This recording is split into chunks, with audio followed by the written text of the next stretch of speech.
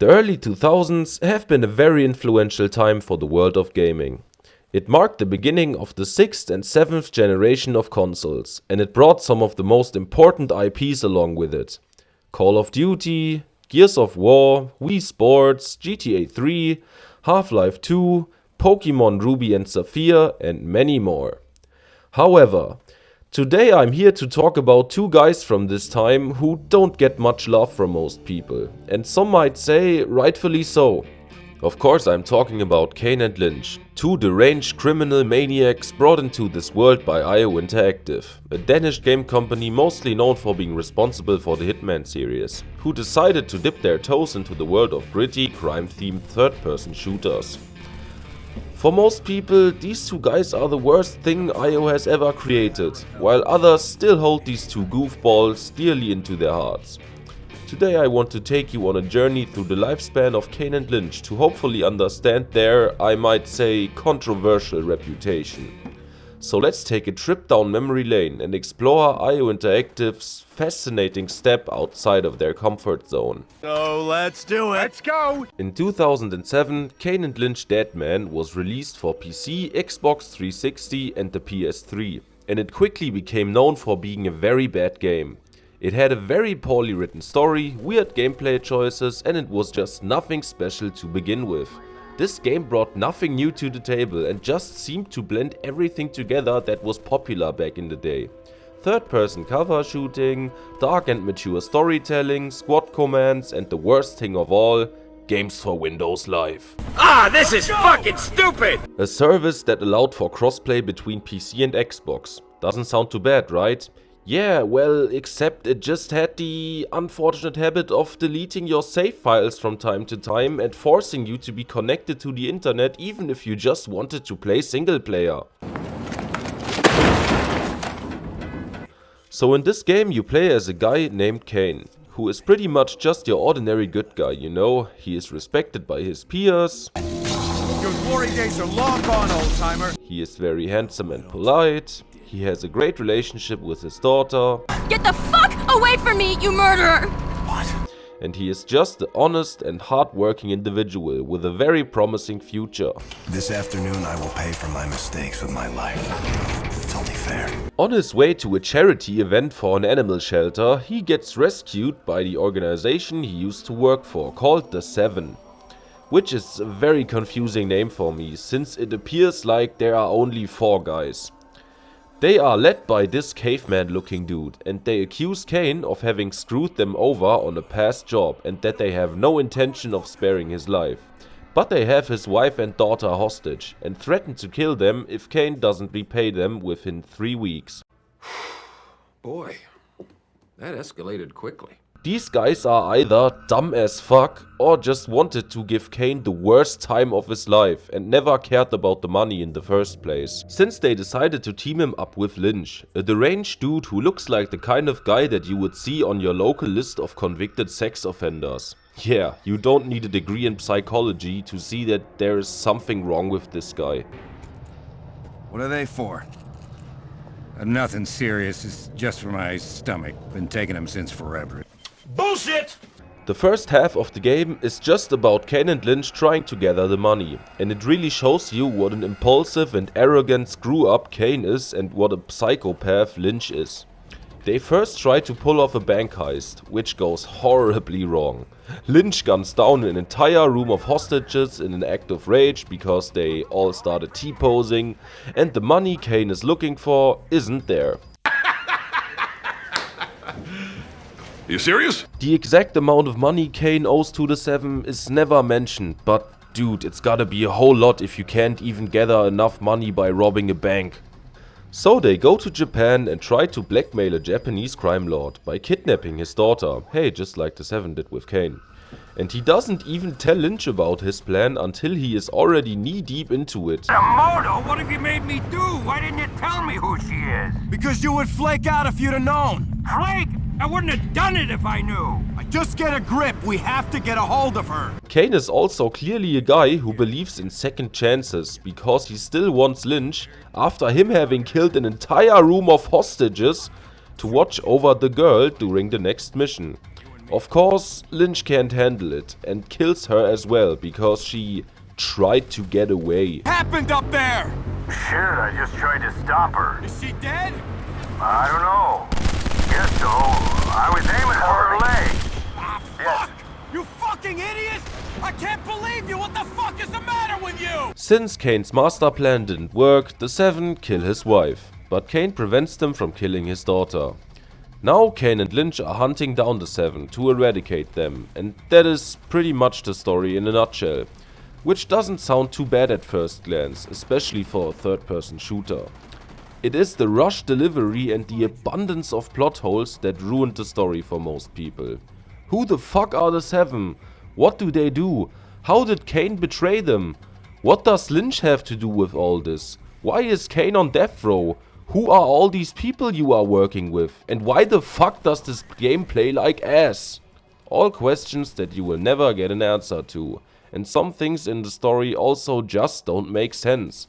How the fuck do Kane and Lynch manage to fly all the way to Japan and back after basically committing a civilian and police genocide? I mean, at this point these guys have shot up a bank, had special forces coming after them and killed the daughter of an influential Japanese businessman and crime lord.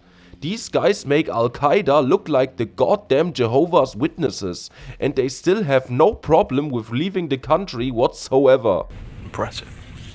Later on they even shoot up and destabilize an entire prison in order to bail out Kane's former associates. And they still take the whole squad to Havana. This shit makes so little sense that you don't get any insights into their way of traveling. You just start the next mission and you are suddenly in another country. Of course, this prevents the narrative from slowing down, but to me it just seems like lazy writing. As if the devs knew that all this stuff does not make any sense. It also doesn't help the story that every character in this game is an unlikable dickhead. No one in this game is ever happy to see Kane. Not even the ones that you bail out of prison, but that is actually something that I can understand, since the game didn't exactly show me what a reliable and trustworthy person Kane is. Terrific. Don't flatter yourself. I'm only here because the Seven wants me dead, and you got no fucking choice but to help me kill them before that happens. The Seven wants you dead. Ah. I love the irony of this, you fucking idiots. The dynamics between the characters never go further than shouting orders at each other and the occasional insults. We never really learn anything about their pasts, despite a passing line here and there.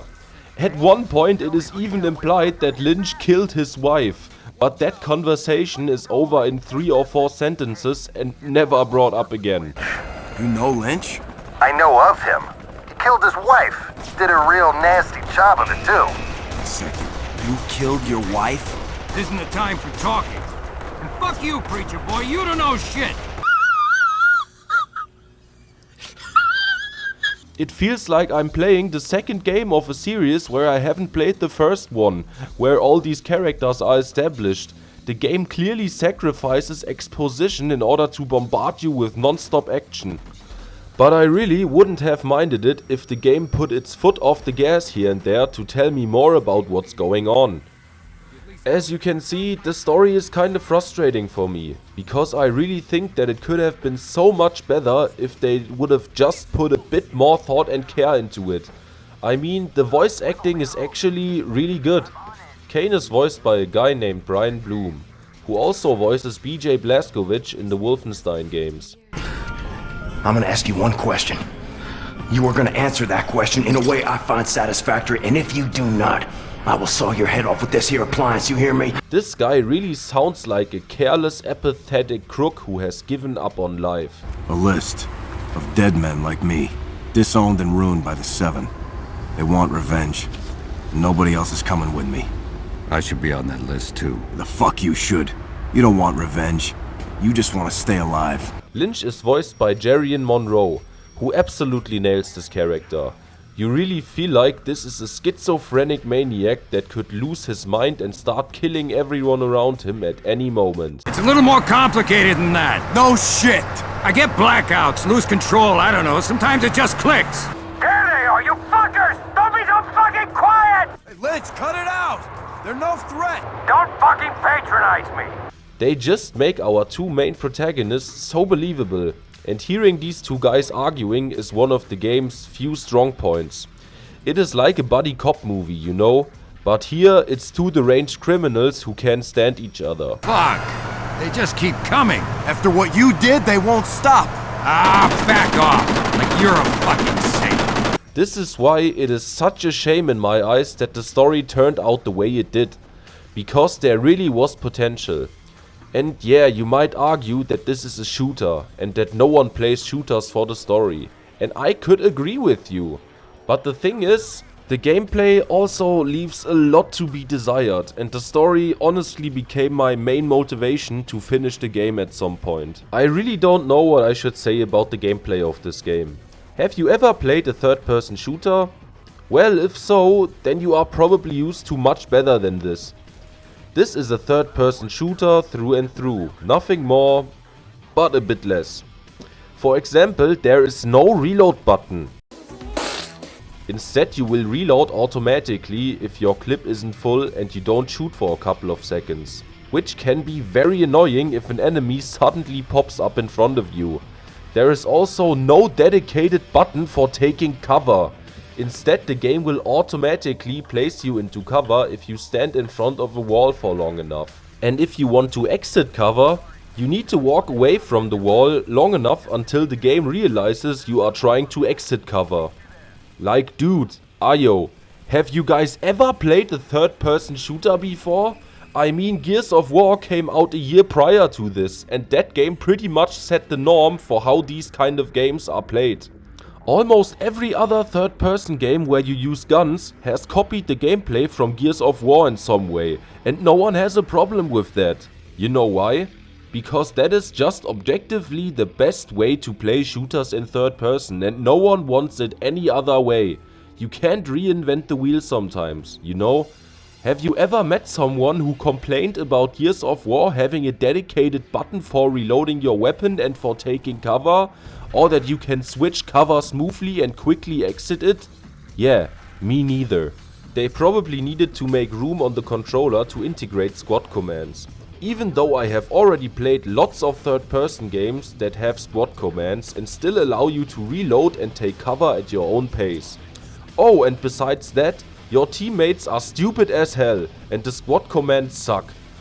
You can tell them to focus their fire on a certain enemy, which sounds good in case there are snipers or something like that, but the thing is that they almost never do it. Take him down! I'm trying.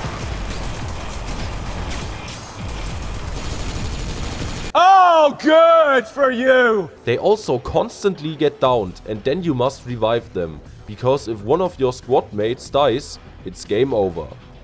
They can also revive you, but if you get knocked on your ass too much, you will die. For the first couple of missions, your squad is very small and they don't really get in your way as much. But in the second half, the game suddenly turns into a straight up military shooter. Now you have to navigate huge battlefields, take out MG nests and blow up armored vehicles with RPGs. Again, how did these guys get access to all this military equipment? What the hell? This is the point where the game starts to show its true self. Your bodies constantly run right into the firing line of enemy turrets and they are no help at all, besides providing you with some ammo from time to time. It just feels like you must babysit a bunch of kids while you are in the middle of a gunfight. And oh my god, the gunplay in this game is also pretty much inexcusable. Like I already mentioned, you have no reload button, and another huge annoyance is the ridiculous amount of bullet spread. Your crosshair is nothing more than a slight indication to where your shots might go. Most of the time your bullets will just dance around the crosshair, until the game randomly decides to send one shot to where you want it to go, which makes you feel like such a noob. There is one section where you must shoot the driver of a dump truck, who wants to run over your daughter. And this section gave me PTSD from back in the day when I tried to beat this game as a teenager. This line of dialogue has burned itself into my brain since then. What have I done? No! Kenny! Shotguns and pistols work relatively fine at close to medium range, but oh my god, automatic weapons are just so underpowered. Taking long range shots in this game is as frustrating as trying to pee into a shot glass that is rolling past you on a skateboard. The huge battlefields that you fight on during the missions in the jungle and in Havana are a nightmare because of that. Way too many enemies from every direction, you have to worry about 4 dumbasses who get downed constantly, and you have to hit so many things from long range that you can't hit jack shit. Yeah, this mission almost broke me.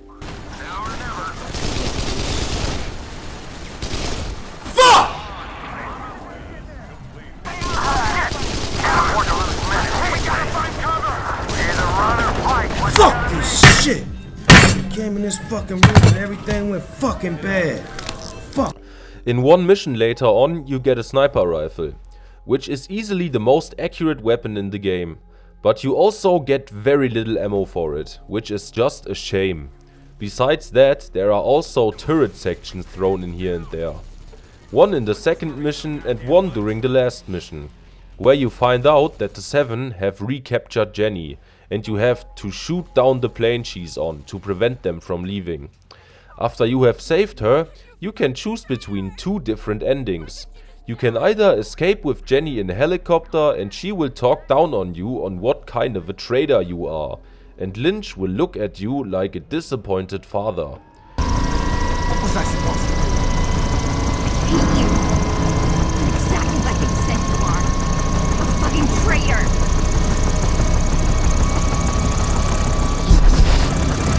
On the other hand, you can decide to rescue your squad mates who are trapped on a hill with enemies approaching them. This means shooting your way through a small village for one more time, and even Jenny joins the actions. Oh look, Kane and his daughter are finally spending some time together. After you escape the village by boat, Jenny is fatally injured and Kane holds her, while Lynch blames you for not leaving with her in the helicopter. Asshole! You should have taken that chop. It's your only chance. Just deal with it. Didn't even fucking know. Like yeah, I didn't expect a game as edgy like this to suddenly hit me with a Hollywood happy ending. But come on guys, that is just rude. I don't give a shit, as long as we get the 7. Now I'm not here to blow smoke up anyone's ass. This game really doesn't have much going for it. A very underdeveloped story, bad gunplay, dumb AI and very unlikable characters. I am not exaggerating if I say that this is objectively a bad game and that you have every right to hate it. But I still like to see things positive. I mean, the first few missions of the game have some cool set pieces. There is one mission in a nightclub, which is so crowded that you just want to go home, and where it is very easy for innocent civilians to get caught in the crossfire. The prison break mission is also pretty cool. You really feel like a cog in a machine that is starting an uprising against the system. But in this case, it's an uprising of the ranged criminals against the prison system. There is one point where you need to fight your way through the prison yard while there is tear gas spreading everywhere, which makes aiming even more difficult than it already is. No mission feels like the last, which is always a plus in my eyes. In case you don't want to suffer through this game alone, there is a split screen mode, where your friend will control Lynch. It is quite good, and I have very fond memories of trying to beat this game with my mate back in the day. It just makes it so much more fun because you have someone sitting beside you that you can rant about the bad gameplay with. I just wanted to like this game because there really aren't too many games like this that you can play in couch co-op. But I sadly could never bring myself to finish this up until I decided to make this review. In the end, I can say that this is a game that expresses nothing but inexperience. It feels rushed and kind of like the devs gave up on the game when they were halfway through with it. But there are good ideas and commitment in here, which makes this game kind of fascinating for me. That's also the reason why I was quite happy when I found out that despite all the negativity that this game received, IO decided to make a sequel.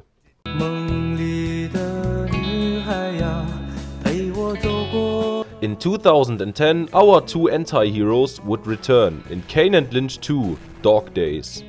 IO's next attempt to give us an engaging and visceral crime drama. And this game got even worse reviews than the first one did. Over time though, this game has risen up to a truly one-of-a-kind game. And there are lots of people defending it till this day.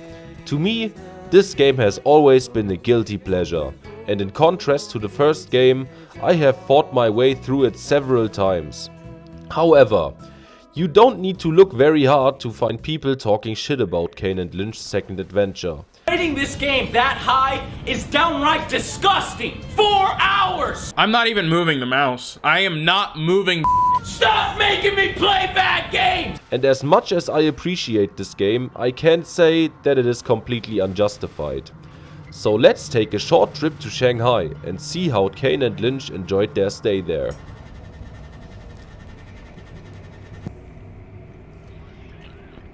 Oh shit! What? What the fuck? Right off the bat, Lynch takes up much more of the main role this time than Kane does. Because after the events of the first game, Lynch has moved to Shanghai to start a new life there. He now works for a British gunrunner named Glazer and lives together with his girlfriend Sue. He also seems to have gotten a better grasp on his sanity, because the opening cinematics already portray this guy as way more collected and thoughtful than the first game ever did. In the first game it was pretty much like, hey, this is Lynch. Lynch is an insane psycho who likes to murder people. Oh, and rumor has it that he even killed his wife. What a dick, right? She's all limp. I didn't even hit her that hard. He's a bad guy. In Dog Days though, right from the start, he seems like a person that has gone through a bit of a development. He even traded in his pilot goggles for a pair of cool shades, so yeah, Lynch is a pretty dope guy now. Anyway, Lynch needs help with some kind of arms deal and calls up Kane for help, who then hops on a plane to China to help his ex-associate out. This premise doesn't make any sense for me. You know, these two guys aren't friends. They were forced to work together in the first game, and they were arguing and insulting each other the entire time. Lynch, shut the fuck up. Don't fucking talk to me. Back off, like you're a fucking saint. Stop bitching. You still answer to me, you arrogant fuck. You fucking idiot! You fucking quitter. You self-centered shit. But now Lynch is like, And my old friend Kane flies in tomorrow. Yeah, it'll be good to see him again. Emotional damage! but hey, the game is called Kane and Lynch Dog Days, not Lynch's Big Trouble in Little China or some shit. So of course they need to bring these old bastards back together somehow. The game even kind of acknowledges the awkwardness of the situation within the very first moments of the game, where Kane and Lynch meet up and Lynch wants to shake Kane's hand and he refuses to do so. So uncomfortable. Hey, welcome to Shanghai. Long fucking flight, huh? So right from the beginning, this game makes it very clear that it doesn't fuck around.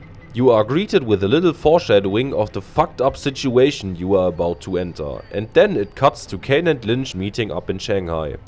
They acknowledge the events of the first game by Lynch asking Kane about his daughter. And he just says, She's fine. I mean, after what she went through. I said she's fine, okay? Don't start fucking around.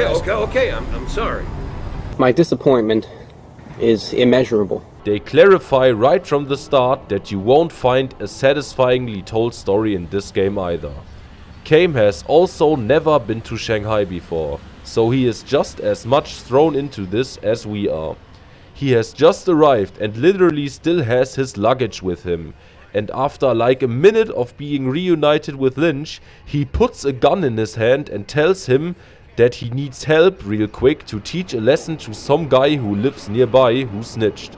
Like, bro, you just sat down to play a game called Kane and Lynch 2. You know what's coming, so why waste any time? Like, of course, Kane isn't too thrilled about it, but of course he's happy to help. He probably also had enough of all this awkward silence.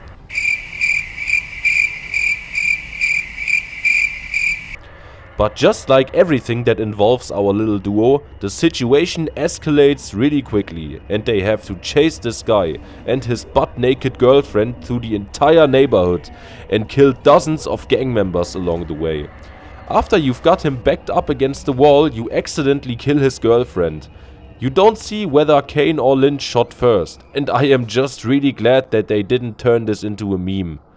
Afterwards, this guy is so horrified about what just happened that he instantly slits his own throat. Man, what an awesome start to your little vacation in Shanghai. So, how'd you like Shanghai, Kane? It's fucked. I hate it. Later on, Kane and Lynch find themselves right in the middle of a brutal gang war. Because it turns out that the girl you shot was the daughter of a very influential band government official called Shang-Chi, which literally means big boss. Who? Shang-Chi!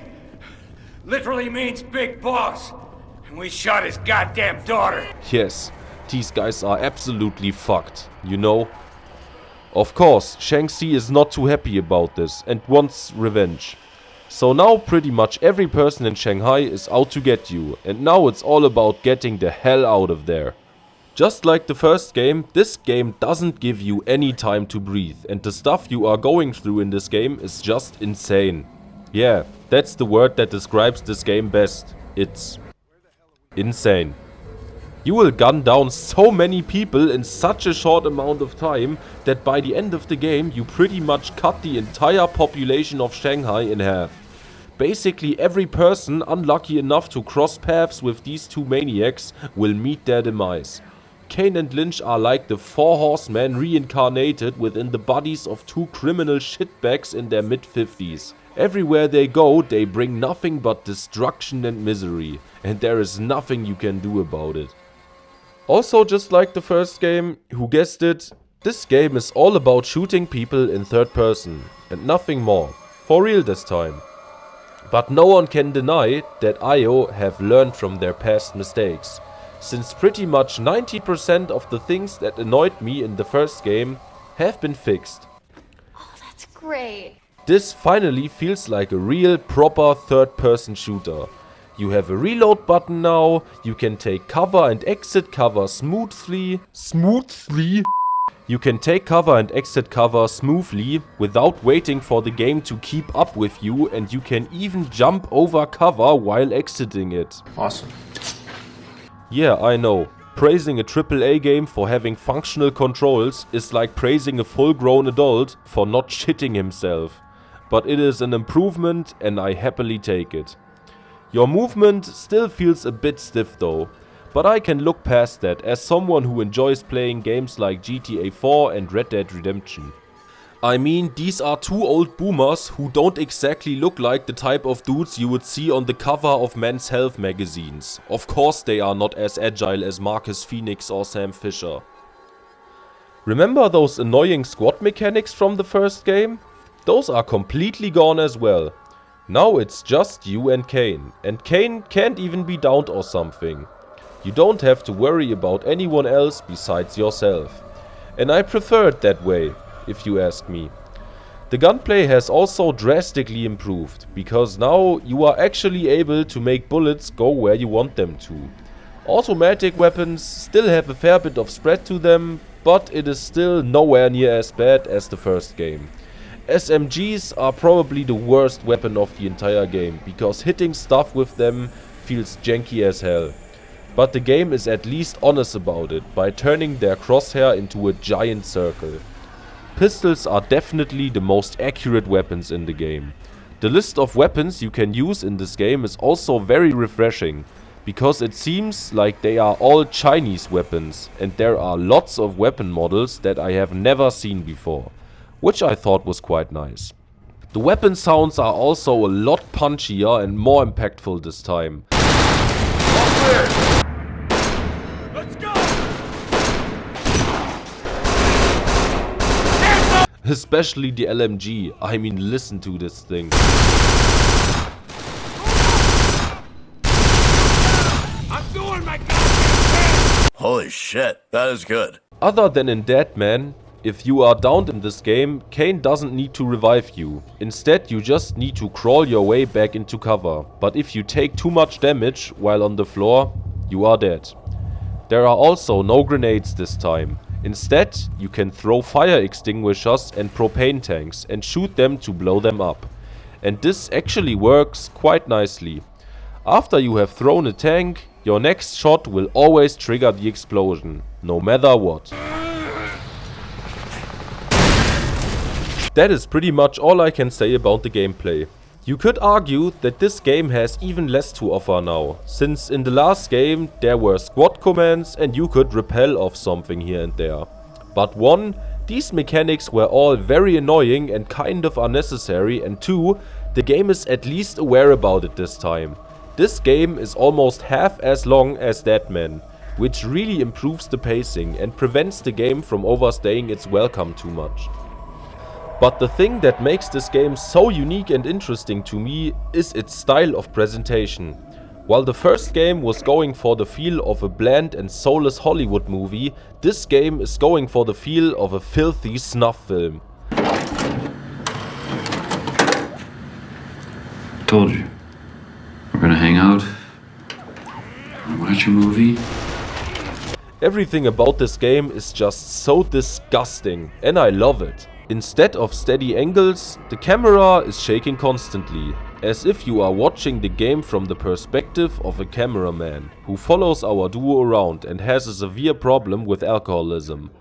It just feels like you are watching some kind of leaked footage that you found within the darkest corners of the internet of a guy who is on a murderous rampage across the city of Shanghai. Back in the day, the camera would even shake viciously whenever you sprint, as if someone holding the camera would be running right behind you to capture everything. But sadly, this was fixed in quotation marks. Yeah, some complained about this because it made them feel nauseous. But you could turn it off whenever you wanted to. I really don't get why they ended up removing this feature entirely in the version I played, because I think this was so fitting for the mood this game was going for. The picture also regularly blurs and stutters when you blow something up. Impressive. Very nice. And neon signs will cause lens flare on a regular basis. The pause menu of the game also really reminds me of the menu of those old camcorders back in the day. Instead of giving you gory headshots, the game just pixelates headshots from time to time, like it was some kind of TV broadcast.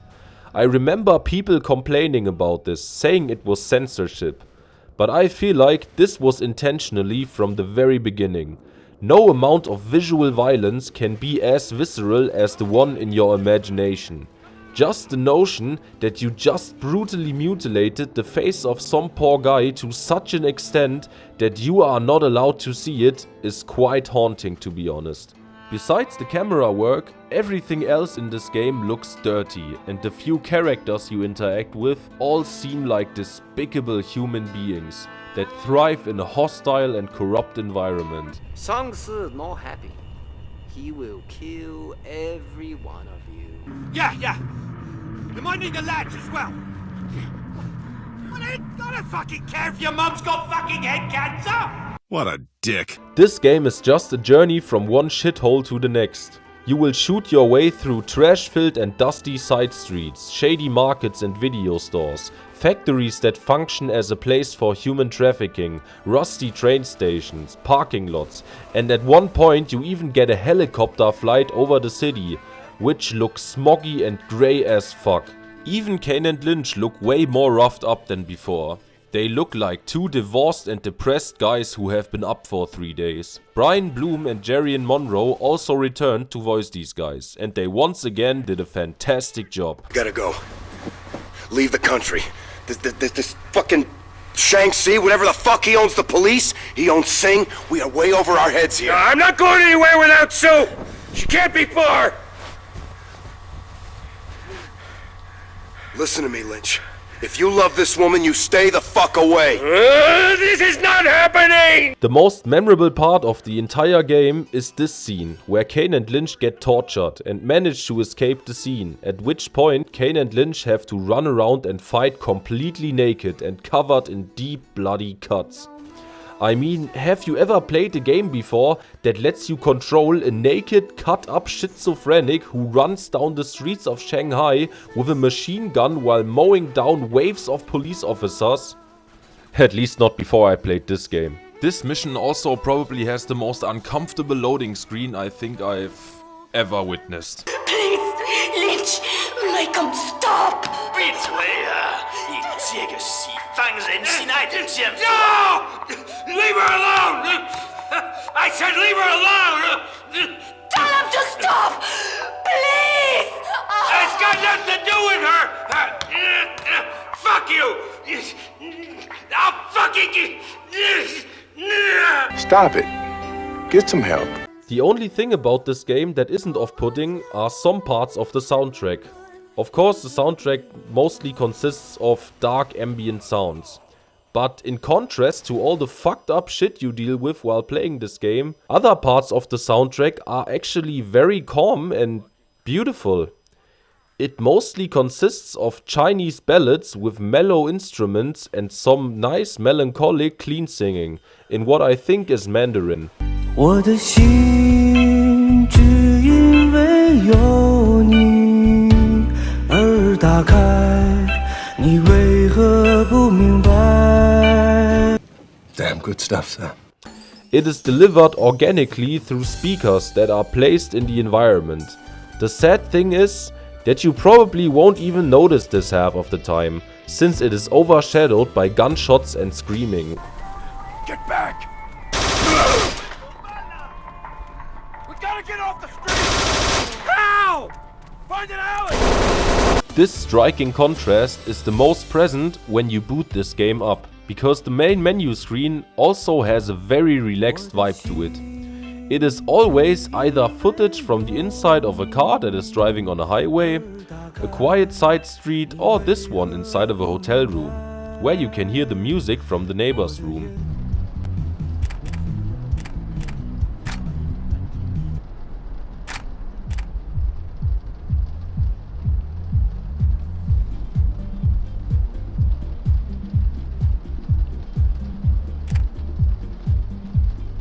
This is also basically the only moment in the game where you have time to acknowledge and take in the soundtrack.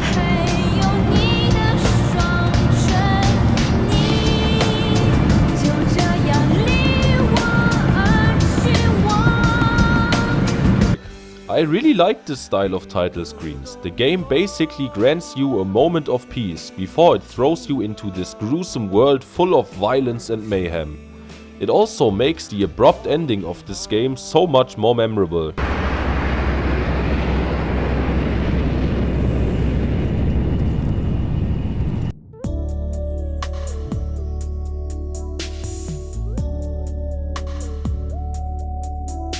I personally interpret the soundtrack as this game's subtle way of expressing optimism within a harsh and ugly world full of injustice.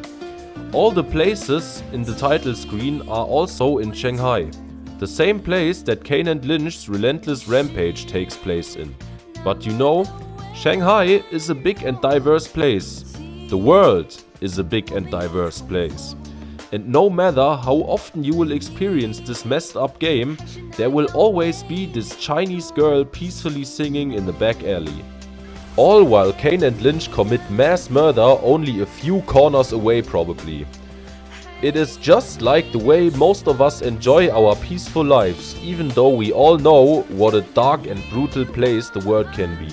And that it is very likely that while I'm peacefully recording this voiceover from the comfort of my living room, there is probably another person being brutally tortured and murdered at the same time in some other part of the world. But hey, that is just the way the world is, and there is not much we can do about it. So we should all take the time and appreciate the beautiful things in the world, such as this game's main menu screen. Well, at least until the game suddenly blasts your eardrums with the trailer.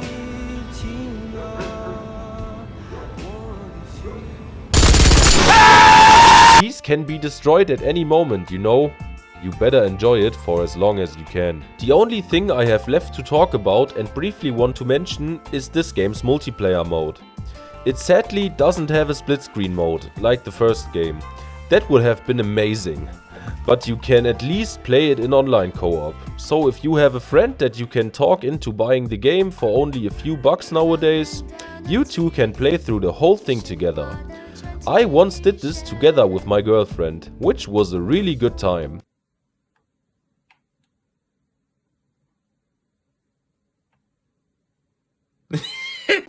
With the game only taking you about 4 hours to beat, it is also totally possible to play through it in one night. There is also the Fragile Alliance mode, or should I say was, since the community for this game is as dead as my grandma. All I could do was play a match against bots, which makes up what you are currently seeing. It is just a very basic mode in which you can pull off heists and have the option to turn on your teammates and take all the cash for yourself. Which actually sounds very interesting. I sadly never got the opportunity to play this mode with real people in either one of these games. So I can't really say too much about it. But I guess it wasn't that good, because if it was, the player base probably wouldn't have died out so fast. I know you're a greedy fuckhead. So if you backstab any of us, I will personally pay someone to kill you. Kane and Lynch is an interesting series. Some people hate it, some people like it, and some people really don't care about it. While the first game felt like an uninspired attempt to make the most generic shooter of all time, the second game feels like a true work of passion and clearly has a vision behind it that many people didn't seem to get at the time. I mean, it is literally designed to look as off-putting as possible, and I'm sure this won't be something for everyone. It is also really foul that they were charging full price for this game back when it came out. Ah, this is fucking stupid! If I would have paid 60 bucks for this game back in the day, only to then be done with it after 4 hours, I would have been furious. It is no wonder really that this game was received so poorly back in the day. We just weren't ready for this yet. Because over time, I feel like more and more people started to appreciate this game for what it was doing and for how committed it was to its stylistic choices. Don't get me wrong, this game is very far from perfect, and if you are a person that doesn't like shooters because they are too repetitive to you, then this game will probably confirm you in your opinion. But you also must admit that there was, and till this day is nothing quite like it, and that it is one of the most atmospheric third-person shooters that are out there. I think it beautifully developed the base that the first game laid out, and as bad as the first game might be, I still can't say that I had no fun at all while playing it. There really aren't that much games out there that put you into the shoes of genuinely bad people, and I honestly would have been very interested in what a third game might have looked like. I mean, Dog Days ends up with Kane and Lynch hijacking a plane that takes off to somewhere else, so they could have pretty much continued the series in any way they wanted. But besides a cameo in the Hitman games, which was honestly quite cool, we have never heard from these two guys ever again, and it's unlikely that we ever will. So wherever they are going, I hope they will find peace, so they can destroy it. And I hope I will see you guys next time. Peace out.